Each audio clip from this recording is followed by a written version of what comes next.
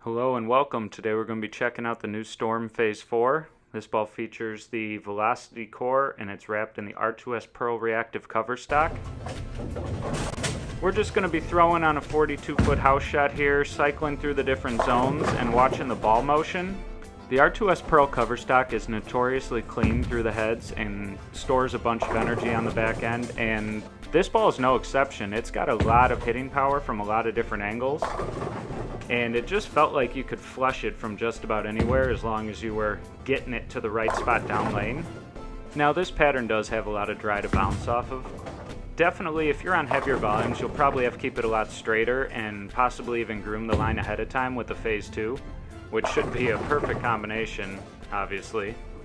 I'm really liking the way that this ball gets down the lane, and then when that core checks up, it really has a strong move to the pocket. It's just making sure that you have room for it to check up. When the conditions are right, this ball's going to be tough to beat.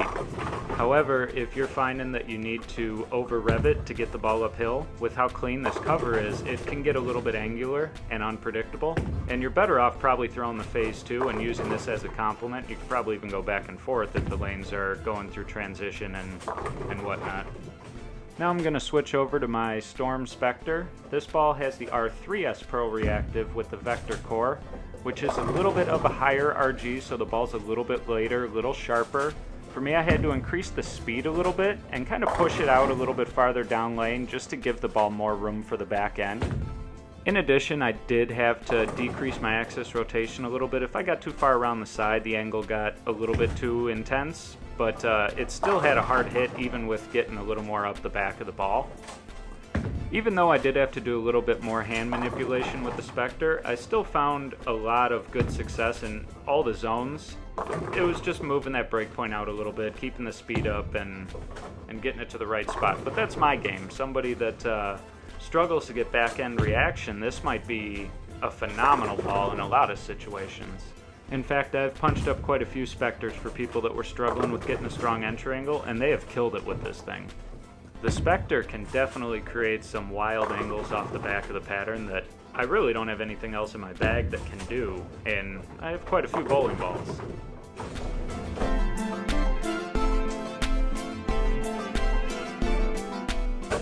Now we've got Brad here playing his Storm Phase 4. He has a little bit less axis rotation manipulation, so he struggled a little bit from farther outside. His zones were a little bit more towards the center of the lane. But nonetheless, when he got it there, very similar reaction through the pins. Real flush hits, hard, lots of pin action. Brett does spend a lot of time in his Phase 2, definitely one of his go-to pieces, and this is going to be an amazing complement to it when you start getting a little bit of the burnout in the heads and losing your drive through the pins. This thing stores that energy and lets you have that hard hit.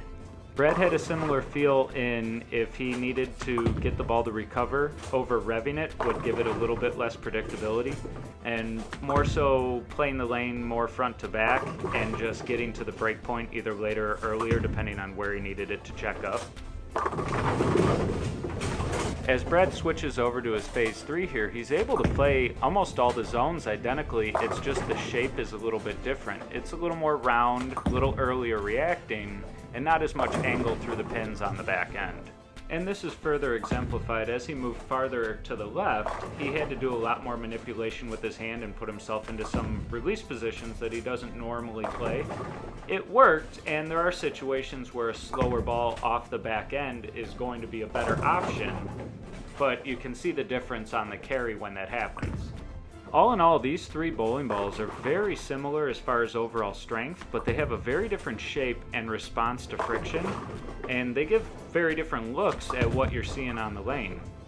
I feel that the Phase 4 fits pretty squarely in between the Spectre and the Phase 3, and if you liked any other Phase, chances are you'll really like the Phase 4. Thanks for watching, like and subscribe for more videos coming soon.